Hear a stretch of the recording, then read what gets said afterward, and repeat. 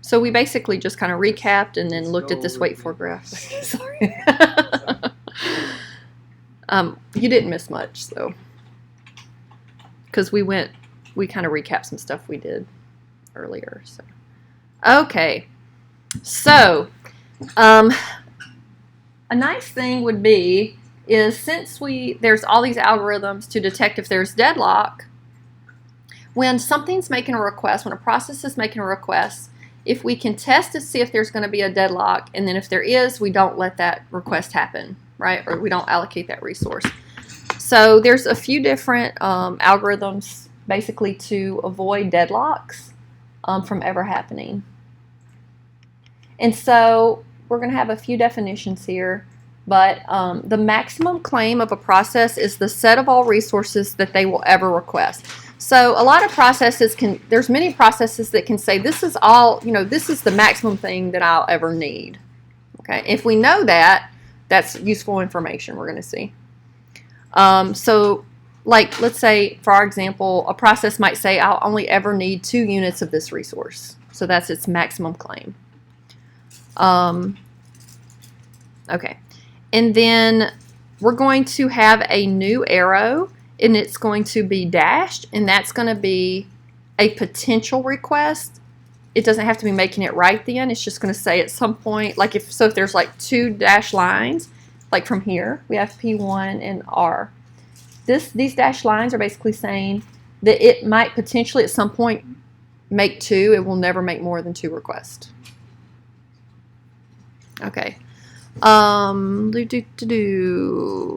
see. So now that we have like these dashed lines here, we're going to have a new type of graph called a resource. So we just have more and more graphs. They just build on each other, like more and more stuff in the graphs. So this is a resource claim graph, and it's an extension of our general resource allocation graph we've been looking at. This graph shows what's currently happening, so that's what we've seen so far, and then the future or potential request based on like what are you eating? Maximum allocation. Just curious. Oh, burrito. Are you eating a burrito? Oh, it looked like okay. Just curious. I thought it was like a popcorn bag or something. I don't know. Do you guys lose your flex dollars if you don't use them? Like if you put the money on there and you don't use them? Really? Yeah, there's like a cutoff point where it resets. At MSU, they carried over, and I really just sold my ID to someone who looked like me, so you can use the rest of mine. I'm not but I'm pretty sure every time they scan it, my picture comes up. So he's out $70, not me. Yeah, that's like we have like when you get old and you set aside money for like healthcare and then you don't use it. It changes. You can like have tax-free dollars, Anyway. Okay. So we have this graph. So and this is going to actually help us detect deadlocks. And so let's just look at this activity here. So a potential request edge. Okay, what is the potential request edge? I just talked about this. What does it look like, you people? Go back to 5. Okay, so this is a potential request edge. It has dashed lines. So it's saying sometime in the future. So when we see these dashed edges, it's basically saying this is something it might do. We're not sure if it will, but it might. Okay. So a potential request edge may eventually be transformed into an actual request edge and subsequently into a resource allocation. So it could be, it's potentially, and then if it does make the request, it changes to, solid, and then if it is allocated, then it, goes the opposite direction. Okay, let's look at this. Okay, so P1 can actually request 2. That's all it will ever request. And P2 says it will only request 1 to 3. And it doesn't have to do all at once. So it could be like 1 to 2 or 1 to 3. Okay. If P2 requests 2 units of, yes. So this is like the, as I said, what we did at 5.1, right? Where yes, except, yes. 3 units it's a resource. Yeah. So for this one, so both processes can request, but who gets to use it? That would be like up to a scheduler or something, and depending on. And then these dash lines basically mean it's not making the request yet. It's just something it might do. Okay, so then P2 is going to request, let's say, request 2 units of R. So that's where when it actually does request, it changes to solid. So that's what we're familiar with. And then R has free units. And so the request edges are going to turn to allocation. So we've seen this a lot, right? You request and then you're allocated. So this is nothing new. P1 now requests 2 units of 3, which turns the claim edges into request edges. And then there's only 1 unit available, and so it becomes blocked. And if this one releases 1, then it reverts an allocation edge into a claim edge. So this, like P2 says, okay, I don't need this one anymore, so it changes back to dotted. And then P1 can become unblocked because now there's 2. So everything, we've seen all this before. The only difference is now we've got these claim edges that are there that kind of change back and forth. Whereas before we just didn't have any claim edges, so it would just be like one or the other. The only reason we're talking about these is we're going to use these claim edges for some algorithms, so it's just introducing them to you. Okay, let's look at this here. So we have processes P1 and P2. They share a resource containing 3 units, and we've got 2 states. So in state 1, what's going on? What can we tell from this? Someone? Yes, Wika. P1 may request 1 unit of R. Sorry? No, P2. P2 may request 2 units of R. Yes, and then what's going on with P1? P1 is allocated. Yeah, it's allocated. And P2 might request at some point. Okay, and then what's happening in state 2? State 2 is P2 may request 1 unit of R. So P2 at some point actually made the request, yeah, and then it was allocated, and now it has 1 it might eventually make. So in state S1, what's true? P1 may request 1 unit of R. No. No. No, 1 It's yeah. P2 may request 2 units, or P2 may request 3 units. Pretty simple. Which one? 2, right? First one's 2. And then this one. 1 units. P2 may request 1. Yes. So in state S2, P2 may request 1 unit, because that's yes. So fairly simple. Okay. So now that we've talked about this request edge, or this, what is it? Maximum claim. Then we can talk about this algorithm called the Baker's algorithm. Bankers, not Baker. Bankers. Okay. So the idea is, when we ask for money from a bank, usually there's like a credit line, right? And so you can't ask more than your credit line. And so the idea, and then the bank also can't give you more than it actually has. And so the banker's algorithm is going to emulate the strategy used by a bank when issuing loans. A loan corresponds to a resource allocation, and a maximum claim corresponds to the credit limit. The bank grants a request as long as a sequence of loans exists that would satisfy all customers in some order. So basically, what will happen is you request something, the resource will be allocated if its allocation is not going to result in a deadlock. Otherwise, the granting of the request is postponed. Yes? I see a funny thing. Yesterday I was talking with the guy, and he's like, so we're going to do it at your class. And like, I was like, well, we learn a bunch of algorithms. Tell me about it. Well, we learn about how elevators works. How bank works. Pretty much. If not. Yikes. And then the elevator problem on the test too. I was like, it's kind of weird. I'm gonna go out there and test the elevator to see if it actually follows that algorithm. Oh yeah, it might. I don't know. oh, that's a good point. Yeah. This is the weird thing with. Yeah. Yeah.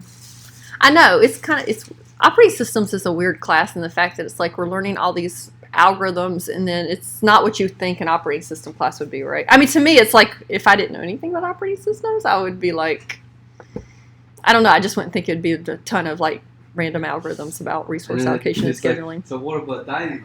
Let me tell you about this 5 philosophy. Exactly. They're very good at eating and thinking hungry. Yeah. And they also need 2 forks to eat. So I kind of wish we were like making an operating I know. system from scratch.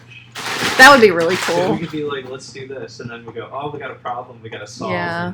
and then go to the like, this is how we Yeah. solve deadlocks. Now let's add that to our operating system. That would be a nice thing to do.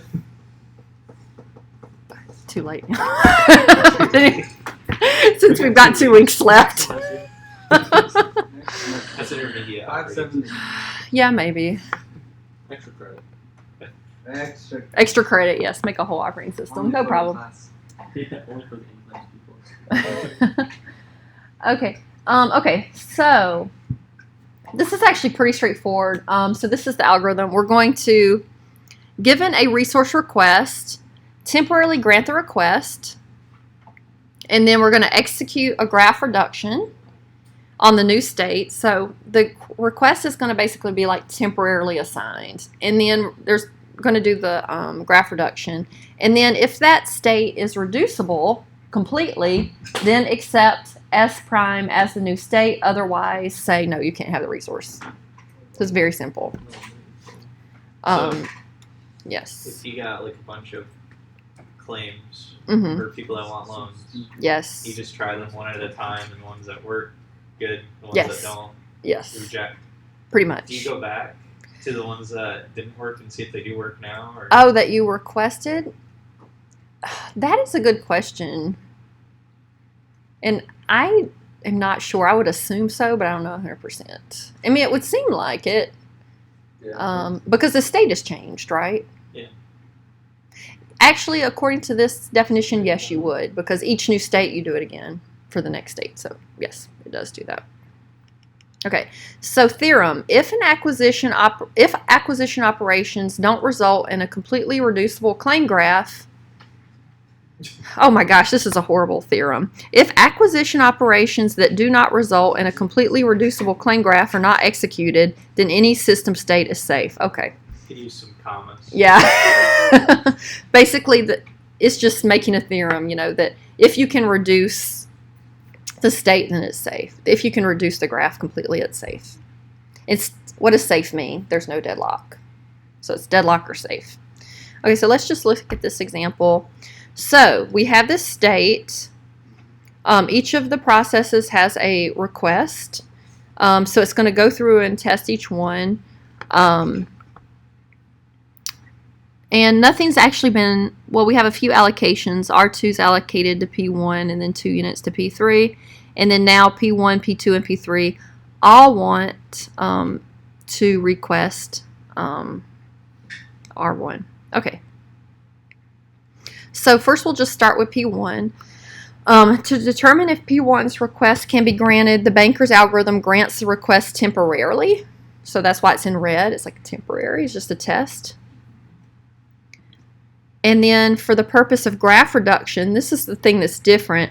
All claim edges are treated as request edges. So they're changed.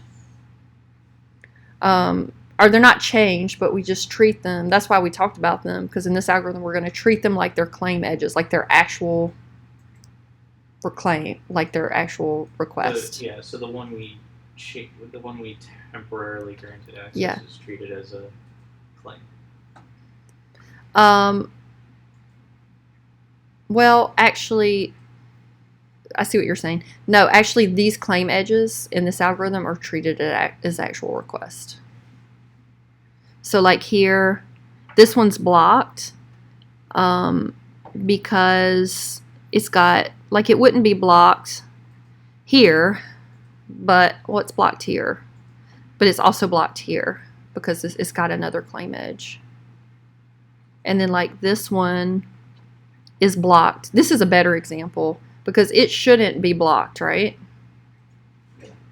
Because it should be able to get this.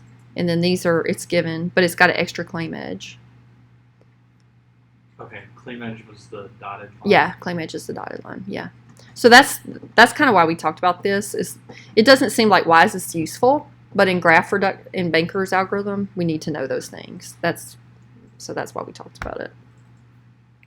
So we'll actually treat these just for this algorithm like they were actually, they were being requested at that point. Okay, so then P2, if we're treating these as requests, then they're blocked. But we can remove P1, right? Because you start with unblocked. That goes really fast. So we remove P1, and then P3 becomes unblocked, and then P2 becomes unblocked. And so are we okay now? Yes, we are. And so now this will actually, it was a test. Now that we did the graph reduction and everything was okay, the algorithm will give this unit of R1 to P1. So that's fine. And then we go to P2. So we have a test edge here. So it, gives that temporarily. But at this point, everything becomes blocks. Let's see. P1. Let's see what's going on. Yeah, because of this, it's completely blocked. P2. Is it blocked? It's blocked over here. And then P3 is blocked over here. So they're all blocked. Did the state change though? This Of P1 because now it's not allocated R1. Oh, okay. So I see what you're saying. Like, why did it change the arrow? Oh, so it's like, that's a good question. So how do I word it's like if P1, when they're all requesting, it's trying to say first, like at the state we're at now, which ones can I allocate? So it looks at P1, and so it would say, okay, I could give P1 now, and then, but now it'll trust P2 and P3, like back at the old state. Okay, so that's why the state is pointing down from state 0. It's like, we could go to state 1. Now we're going to check this. If we do this option, what happens? Exactly, yeah. So that's why the arrow is back to the way it was in S0. Yeah, instead of like over here. Okay. Because that's a good, I'm glad you noticed that. So, okay. And so now it's doing that. And this is blocked. So this is an example where we have actual deadlock. And so this should not be done. And so that request. And so then it would go and test P3 and then see if that would be a deadlock and then figure out what to do. So let's say like P1 and P3 could both, I'm not sure, I didn't look at P3. Let's say they both could go. Then it would have to figure out which process gets maybe there's some kind of other criteria it uses, or it's like first in, first come, first serve or something, to see which one actually gets the resource. Okay, I think this one we'd actually have to look at and do some drawing here. In the above graph, the request by what is accepted. So we know it's P1. We'd have to look at P3 and see if that would be accepted. Yeah. So would it be accepted? Yeah, because the request is temporary blank. Well, for P1, but we didn't look at P3, so we'd have to see if it would be. So what would happen? So P3 has this request, so it would just change the other way, right? So this arrow would go that way. Now we have to see if these are blocked. So let's look here. Would P1 be blocked? I think so. I don't see. P1 would be blocked because P3 would have R1. Yeah. And you would think that P1 is like requesting 2 of them. Yeah, we have to act like it's requesting. Would P2 be blocked? Same reason. Yeah, because it's requesting 1. So I think it's just. Class is over. Oh yeah. Oh no. When P3's when P3's request is temporarily granted, the graph remains completely reducible. Consequently, P3's request is acceptable. Oh, okay. Because, let's look at this. Let me look here real quick to figure out what's going on. Okay. Okay, so we can get rid of, so P3's not blocked, so we can get rid of that one. Okay. Yeah, and then that should free up the other ones. So if it gets that, if we take all of that away, then P1, I think, should be able to get this one, so it should be fine. And P2 would be able to also. Yeah. Let's look at that deadlock again for... Okay. So in this case, this is granted, but okay. And I need to look at that. So P1's blocked. Why? Oh, because it has the 2 claim edges. Yeah. So, okay. And then, even so, with the other one, we would be unblocked. Okay. If R1 in the above graph has 3 units instead of 2, then the request by which one is accepted? Okay. Well, we know P1 and P3 because that's even more.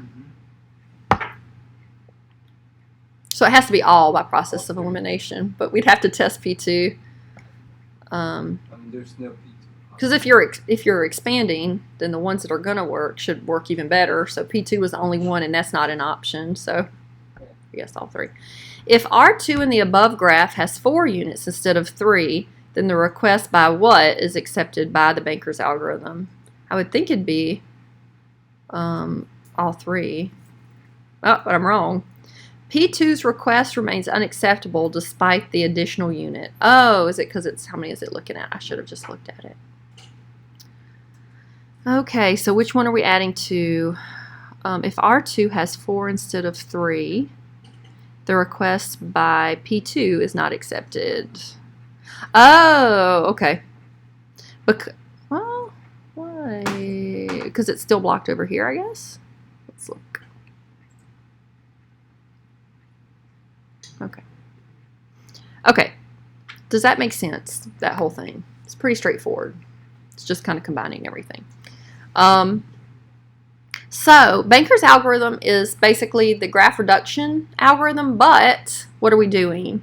We're doing a test, and we're making sure we're treating claim edges like actual allocated resources, which is an important thing to understand. Okay. So claim edges, we're treating them like allocated resources. We do resource reduction with the test. If there's no deadlock, we let the resource be allocated. If there is deadlock, we don't. Okay. Let's keep going. What time is it? Oh. Okay. Deadlock avoidance with single unit resources. So this is actually a simpler version of what we just did. We are basically, remember how we can have a wait for graph for single unit resources? So we basically treat the resource request like an allocation, and then we see if there's a cycle. That's the only difference. So we can just look at it and see if there's a cycle. Okay, so given a request for a resource, temporarily grant the request. Then starting with the requesting process, determine if the graph contains a cycle. If no cycle exists, then accept the new state, otherwise disallow it. So let's just look at this really quick. Okay, so we've got 3 single unit resources. We've got some processes here. P1 and P3 are both requesting R2. So we look at P1, we just pick one. So we look at P1 first. We have a request. We're going to change that to a allocation. So we just reverse that. Granting P1's request would close the cycle. Remember, we're treating these as like actual claims, these claim edges, as actual allocations. So we have a cycle here. So we can't let P1 actually be allocated R2. Granting P3's request does not close the cycle. So we're changing that arrow this way, and there's no cycle. It's a directed cycle, right? So you just follow the arrows. So we can go this way and that way, but it's not going all the way around. The acquisition is accepted, leading to a new valid state. So as long as it's not a cycle. Yeah, as long as it's not a cycle, you're good. If P1 and P2 did not need R2 and R3 respectively, then the original claim graph would not have any undirected cycles. And so no directed cycle could ever be closed and all states would be safe. So they're saying if they were never, basically, which one? P1 and P2 never needed these two, we would never even have to check, right? Because obviously it's not closed. There's no arrow. It's open. So that is going to be a clue what we're going to talk about next after this, where we just try to prevent cycles altogether. And there's different ways to prevent cycles. Because if you don't have any sort of, if there's not even a chance of a cycle, that's a good thing, right? So that's what we're going to talk about in not P3, in section 5.4. Too many numbers and things. 3, P1, yeah, it's like 4. Okay. In the above graph, the algorithm will reject. So let's which graph? This one? Probably the original. Okay, let's look at I hope so. Okay. In the above graph, the algorithm will reject a request for R2 by P2. Okay, so we just saw one. Which one was allowed? Okay, so that was P1 and P3. Okay.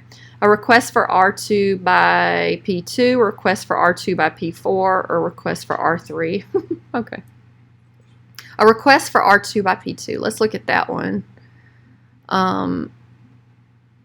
So these are claim edges. So is that going to make a cycle? Okay, so that's good. Right, because there'd be 2 arrows pointing at P2. Yeah, that should be. Oh, because it's going to go this way. Yeah, that's totally fine. A request for R2 by P4. That should be fine. No, wait. It's going to be going that way. That's bad. Oh, and it's going to reject this one. Yay. Okay. Removing the pair of edges, and then we'll see, from the claim graph would make all states safe.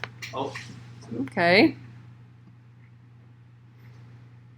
P2 to Okay. R2 is pretty good.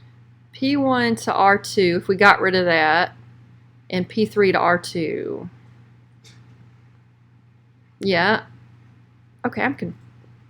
There's probably a lot of choices, right? Yeah. It's just one of the ones I gave you. If we remove that, wouldn't you be able to remove? I don't know if I understand that question exactly. P2 to R2 and P3 to R2.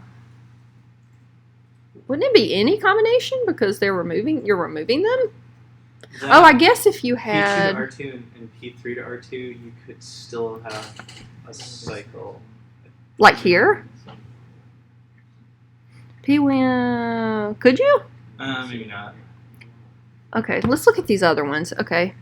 P2 to R2, if we get rid of that one, and P3 to R2, if we got rid of these, could we still have a cycle? It's hard for me to think about this without actually drawing it. There's no possibility of a cycle, I would say. Let's see what they say. No undirected cycle remains, and so states are safe. Okay. But what about this one? An undirected, see, I just didn't see this cycle. P2 to R2, P4, R3, P2 still exists. Okay, I just couldn't see it. What is it? P2 to R2, P4 to R3. That only fixes like the P2. cycle on the right. Oh, so it leaves the other cycle. And I'm assuming then this one leaves the opposite cycle. P3 and P2. Yeah, on the other side. Or P2 and P2. So this one breaks the one in the middle between them. Okay. And then I'm going to unblock this one, but this basically, you can read through this. It's just showing the banker's algorithm on this graph and how it would work. So it's just another example of the banker's algorithm. So yeah. Okay, I am going to take a break for a few minutes because this is a good place to take a break. And we will just talk through this section, and then that's all I prepared for today. So I don't know if we're going to take the whole time, but it's okay. We might. Sorry? That's what I'm not sure. I mean, I don't know if I can get I know it's pretty early. Bike ride. I'm up at 9 because I have to, but then I'm not. Am I awake at 9? That's a different question. Like I'm up driving a car. That's pretty bad. Like I'm taking my kid, but I'm not like fully. Maybe we do. The only other I could go from 10 to 12. Would that be better? I know Brandon, can't be here either time. Do you want to just meet at 10? Sorry, there's 2 Brandons. This Brandon. Yeah, it all works for me. Okay, then let's just meet at 10. So that gives you a little more time to like wake up and stuff. And then,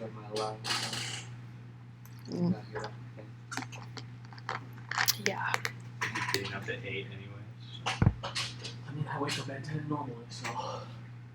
I wake up at Just doesn't make it. 7:45. I'll just set up Okay. sleeping bag on the back. Okay, it's recording. Just to let you know, in case you're gonna Why? trash talk Just anybody, any professor. So to this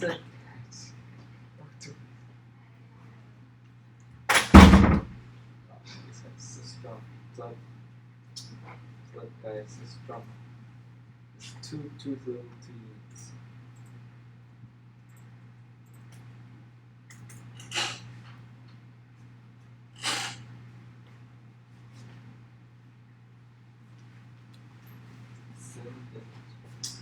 That's what we call the big money. Tide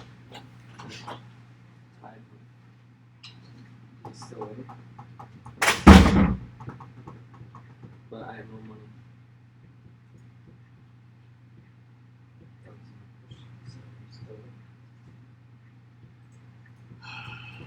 Where does this class come from?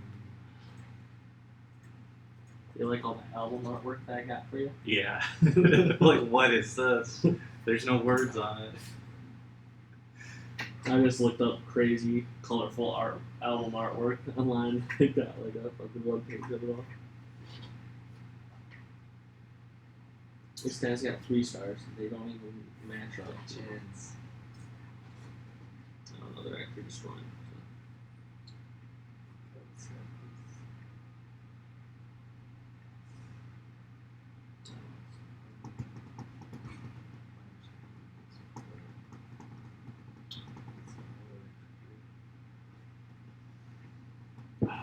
Well, apparently I was using an older version. Mm. What the version of what? The palette class that Google made.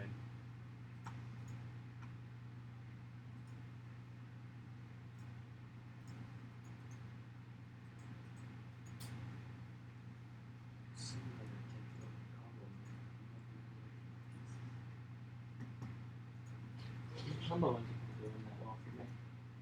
When I play on them, You just gotta keep it.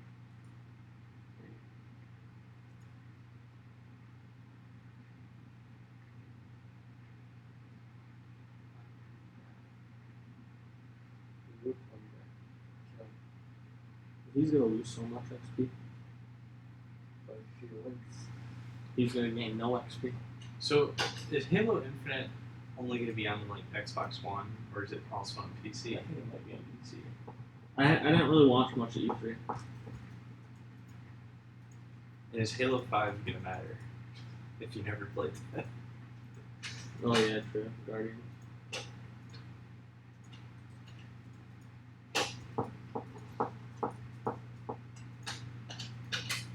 Some of these guys are just getting to know. It was kind of weird they had no gameplay in that trailer. Mm-hmm. On what one?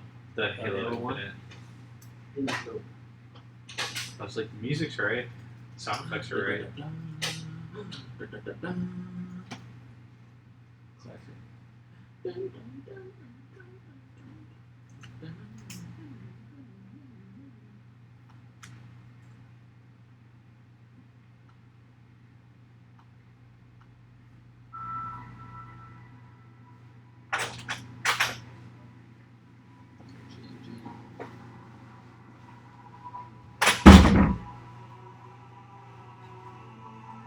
Oh, that sounds so good.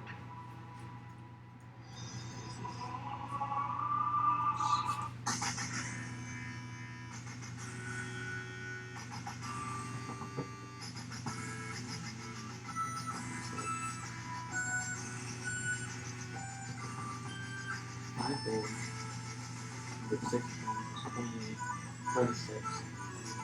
Barely short for me. Are you good at the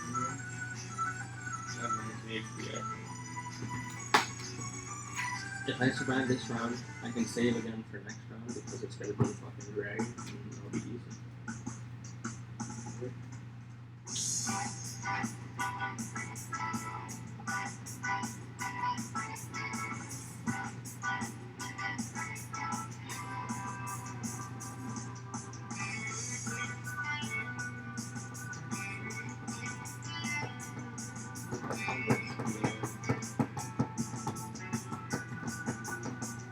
Did you play Mario Odyssey? No. That's a good one for the Switch. Is it? Yeah. Oh, the one that like goes head, right? Yep. I've been trying to find games that play for the Switch. Bro, look at you.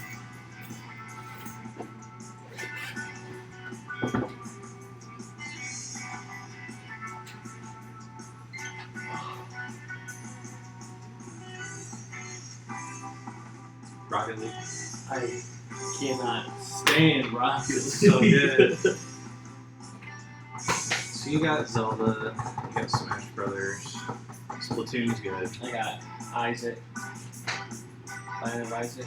Do you want like indie games or just exclusives? I have no idea. Come on. I need like a good item for this. Oh, I got a shield also. Oh, have you played Hollow Knight? Yeah, a little bit on the computer. Love that game.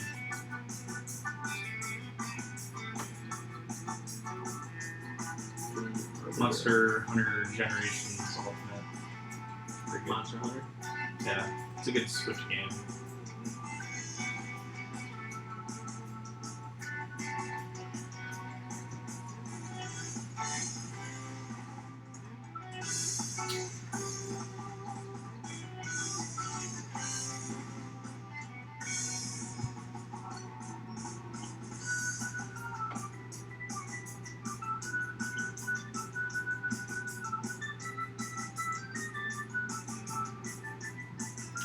So, got Top Hunter in now. I can't stop it. I want to go to my phone. Just kidding, they have like 3 stars.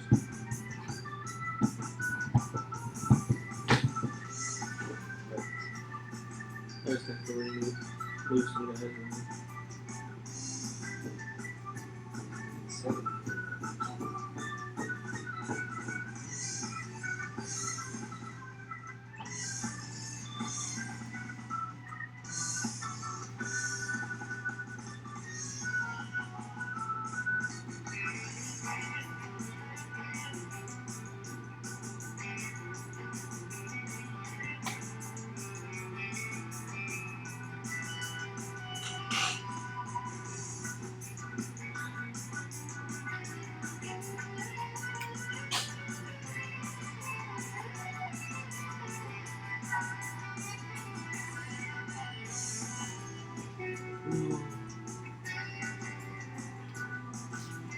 What are these text messages?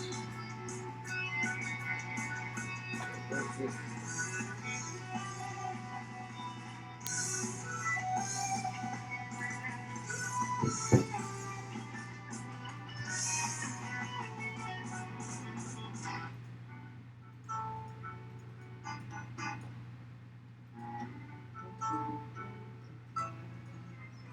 Why does this sound so familiar? Bum, bum, bum.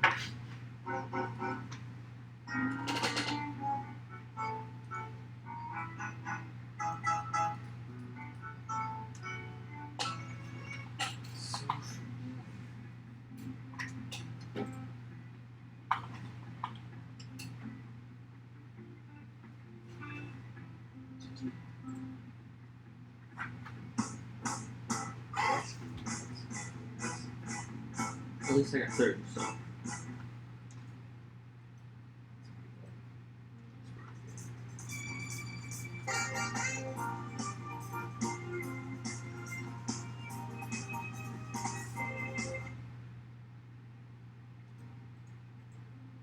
If I could get an Enigma, that would be really good for me.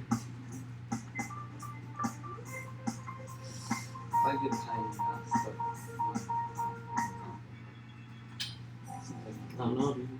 I keep winning, I keep beating everybody so far, so I'm gonna get it. That's not bad.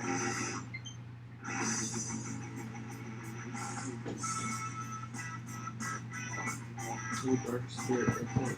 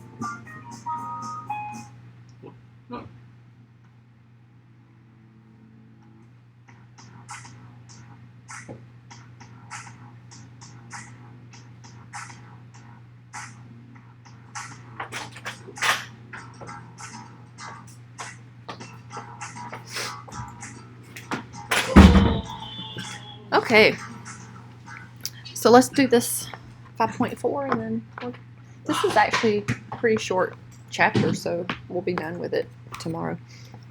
It's just got one more section left. So. Okay, conditions for a deadlock. So we've talked about, you know, basically detecting when there is a deadlock, but there's things you can actually do within like the system to keep deadlock from ever occurring. So number one is hold and wait.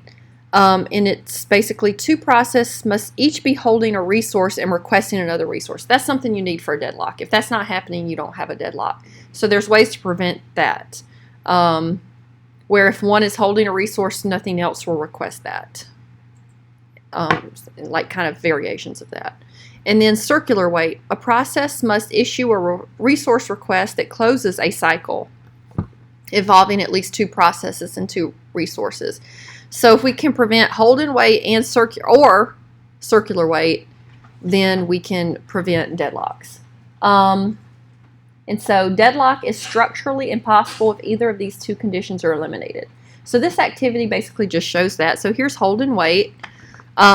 The hold and wait condition implies that a process has both an incoming allocation edge and an outgoing request edge.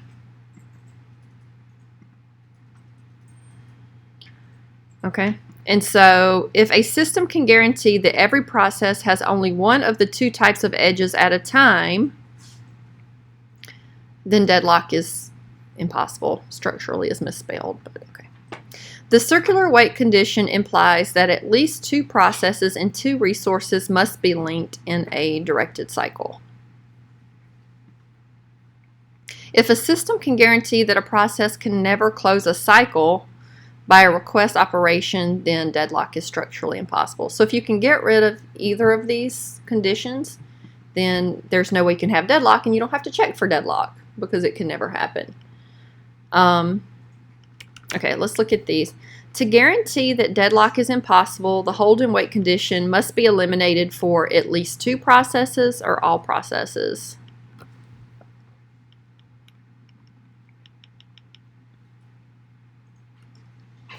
Let's see, 2 processes must each be holding a resource and requesting. What is the hold and wait? I get the circular wait. Right. So the idea is if you're asking, I mean, if you've, how do I explain it? It's kind of weird. Let me see if they have a good way of,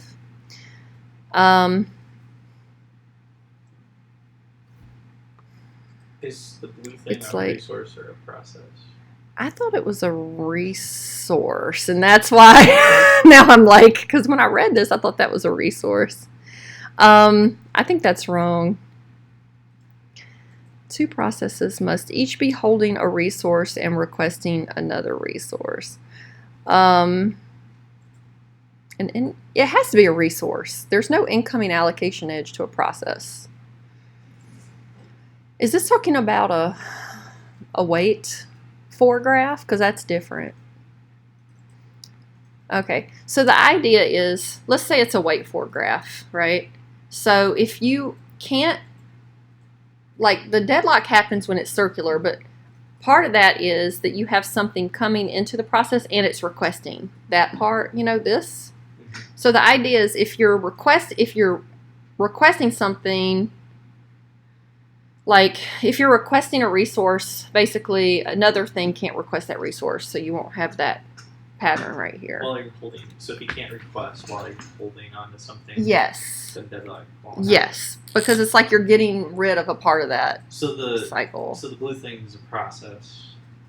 Yes. It's holding the thing on the left. It's requesting the thing on the right. Yes, that is right. So it is. That's correct. So that's correct. So this is like the idea. Okay, so here we have a cycle. It seems like you'd have to do that for all of the processes. Yeah, you would have to do it for all of the processes. Right, so like we have this, let me make a cycle. The idea is if you can make this illegal, then you won't ever have a deadlock. And then this last one is basically like if you can just make sure this circle's never completed. So this is like, doesn't have to apply to all the processes. Number 1 does for it to work. Does that make sense? Okay. Okay, so to guarantee that deadlock is impossible, yeah, for all processes, yes. To guarantee that deadlock is impossible, the circular wait condition must be eliminated. Oh, what? To make sure a cycle can't form, no process is allowed to issue a request that would close a cycle. Okay, I see what it's saying. Okay.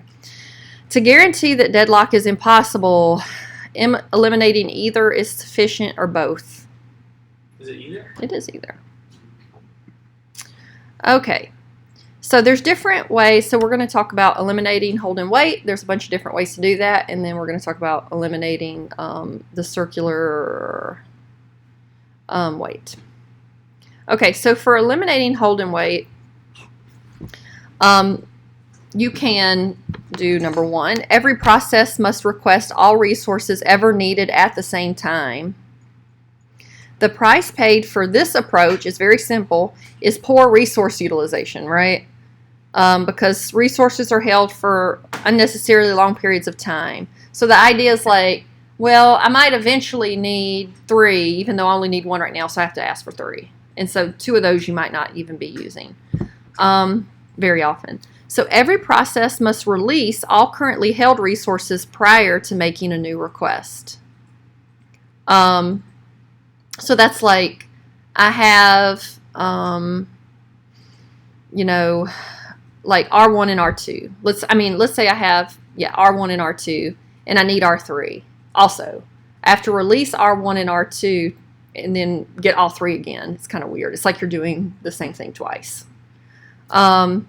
This approach improves resource utilization but results in repeated requests. And if you have a resource you're always using, you might have to, you're just like, letting go of it, getting it again, like over and over. A process can be given the ability to test whether a needed resource is available. The process must release all currently held resources, only if the requested resource isn't available. Otherwise, a new resource may be requested and allocated immediately. Okay, so this is kind of a little bit different from 2. It's like a kind of a compromise where you basically test, and then if it's not available, then you release and then, ask again. Otherwise, you can just get the resource. So you don't have to always, release and request, but you have to do that test. So it's a little different. Okay, so here we have approach 1, and in there you have to request all the resources at the same time. So P has only request edges or allocation edges, but never both. And so hold and wait is not possible. So the reason it has this X here is basically either you have all of them or you have none of them. So you can't have, you're either requesting or basically they have to all be pointing this way or they're all pointing that way. So this is kind of a weird picture, but this isn't possible. Okay. If P, this is approach 2. If P is holding R1 and R2 and later needs R2 and R3, approach 2 doesn't permit the release of only R1 to prevent a hold and wait. So if you want R3, so let's go back to this again. I don't like how they do a bunch of things in one. Okay. So you have these and you want this one. So you'd have to release both of these. And then, yeah. Okay. Instead, P needs to release both R1 and R2 and then request R2 and R3. So we have the same resource requested twice. And so if you're using, let's say, R2 a lot, you're just basically releasing and requesting it often. Okay, with approach 3, P must first test if R3 is available. Yes. With approach 2, you can just release stuff as you don't need it. Yes. Just when you request something, you have to release everything you got and request it all. Yes, so you can release stuff, but you just, it's only when you do the request. Everything you have has to be released. So with approach 1, everything you need, you request it all, and then do you have it the entire time, or can you release? Let's look at the time. No, I don't think so, because if you needed it again, you're not doing that, because so I don't think that would work. So you just get it all and you keep it all. Yeah, so it's pretty wasteful, because you're never gonna use. I mean, it's not like common that something's going to need all of the resources at its disposal all the time. So, okay. And then with approach 3, P must first test if R3 is available. And we're doing that because this is just how approach 3 works. So you do a test first, and then if it's available, it can release R1 without releasing R2, and then request R3. Okay, that's if it's available. But if it's not available, then P has to release both of them and then request R2 and R3. So it's like this one, like if it's, what am I trying to say? Sorry. If it is not available, it has to do the release of everything. If it is available, it just acts like we're used to, kind of normal behavior that we're used to having. Why are we talking about these again? Because we are trying to get rid of this, like this pattern where we have this resource who's allocated something and then someone else is requesting that same resource, and because we're afraid that that's going to create a cycle if enough processes do that. Right? We're going to go circular. See you tomorrow. Or Wednesday. Wednesday. The third one seems kind of reasonable because if you request something and you can't, you get blocked, so you might as well release the other stuff. Yeah, which makes sense. Yeah. Well, yeah. Okay, so let's just make sure we understand this. So a process P needs to use resources R1, R2, and R3. Resource 3 must be held concurrently with R1 and R2. This is weird. Okay. Under approach 1, how many times will R3 be requested? Okay.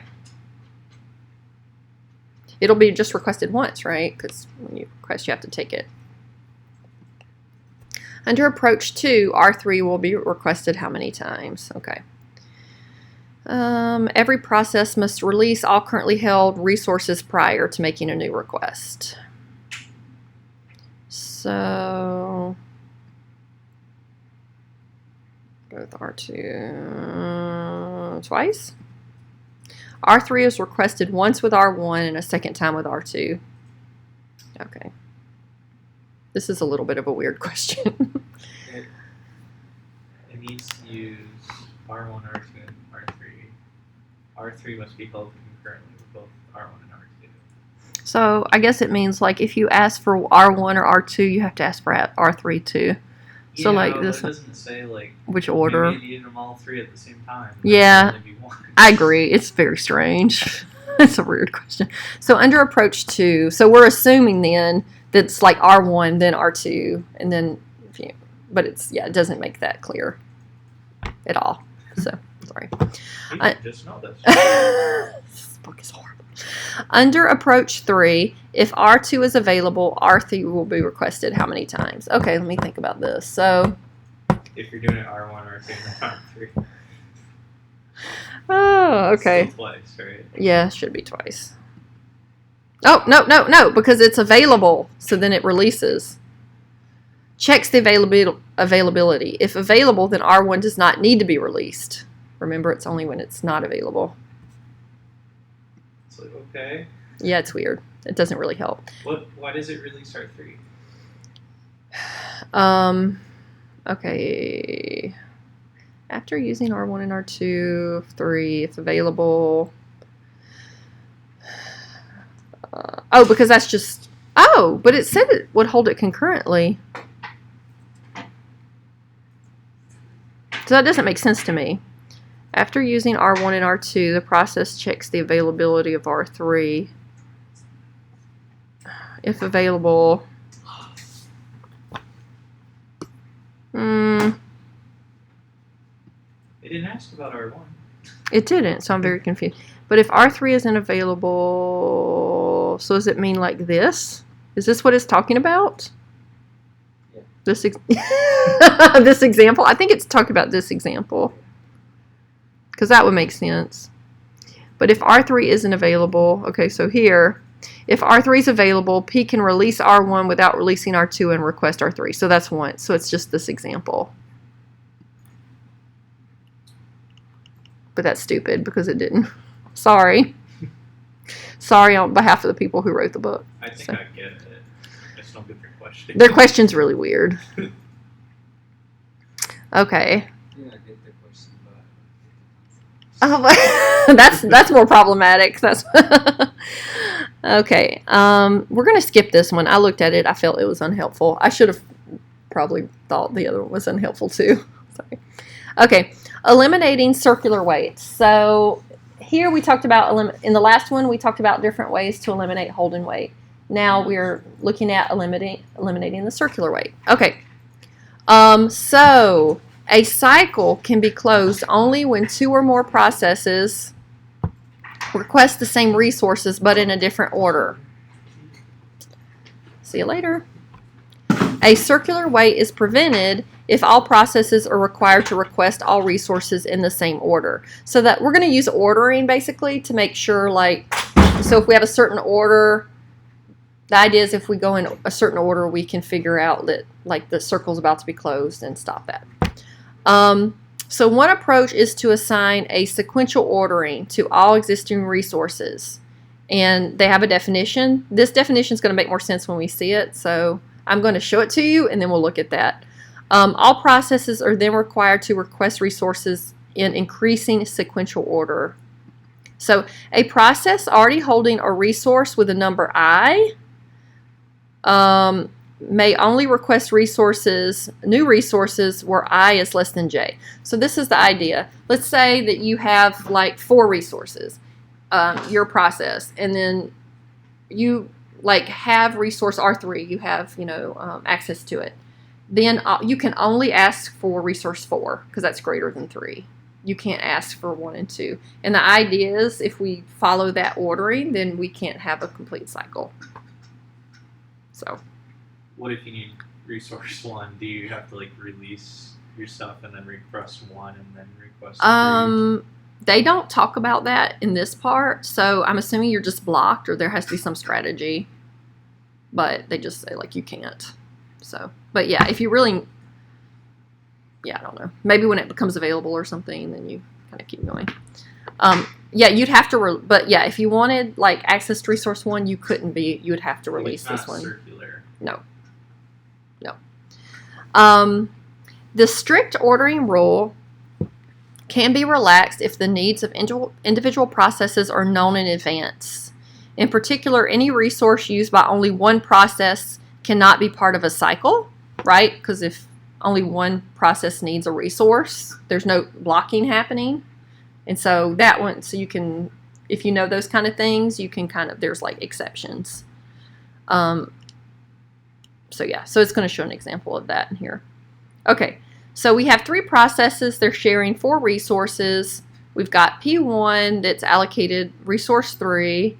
P2 is allocated resource 1 and 2, and it wants to have access to R3. If P1 was able to request R2, a cycle would close. See, that's why we can't request R2, because that will make a cycle. Okay. So with the ordered resources policy, all resources are ordered. Okay. P3 is not holding any resource, and so it can request any of these. But, like for example, P1 is holding R3, so it can't request either of these because that could make a deadlock. P2 is holding resources R1 and R2, and so only can request R3 and R4. So the only thing P1 R3 can or request is R4. P1? Yeah. Yes, exactly. Yes. Finally, P1 is holding R3 and and thus may request only R4. The request for R2 isn't allowed, and thus no cycle can be formed.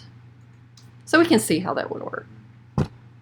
So probably it just needs to release R3 and then request R2 and then request R3. Yeah, because then you're not. It's according to the rule, yeah.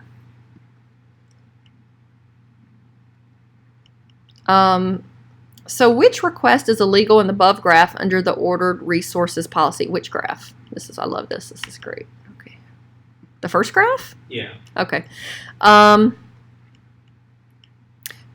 requesting R1. Can't do that. Can't do that. Yep. Can't P3 can get anything. Yeah. Yeah. Yeah. Okay. P1 needs to request R1, R3, and R2 in this order. P2 needs to request R3, R2, and R4 in this order. Which of the following orderings of the 4 resources will not violate the ordered resources policy and thus prevent deadlock?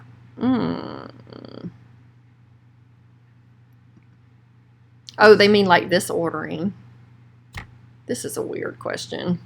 What order? Do they mean the ordering down here? Like, but that wouldn't make any sense. Let's look at it. I'm just going to find the right answer. Both processes request all resources according to the prescribed ordering. What does this mean? Yeah, because I thought you can't do that. I thought you couldn't do that either. Okay. What does this sequence mean? I know they talk about it.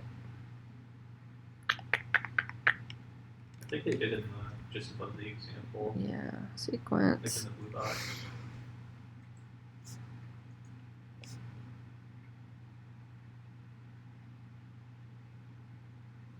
Okay, a process P. Okay, it has a sequence number. That is very where. You know what? We're not doing that. I'm not really sure what they mean, and if it, that's very strange. Never mind. Do they mean like? Because they broke the rule. Yeah, they did. So they must mean. I don't know. It's gonna go 1, 2, 3, 4. It does need to go 1, 2, 3, 4. According to their blue box, right? So it's very strange. So we're skipping that because I don't know what they want to do there. Maybe we could figure out what this.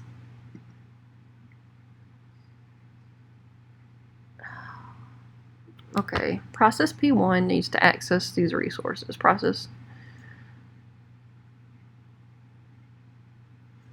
Oh, well, that makes sense. That's okay.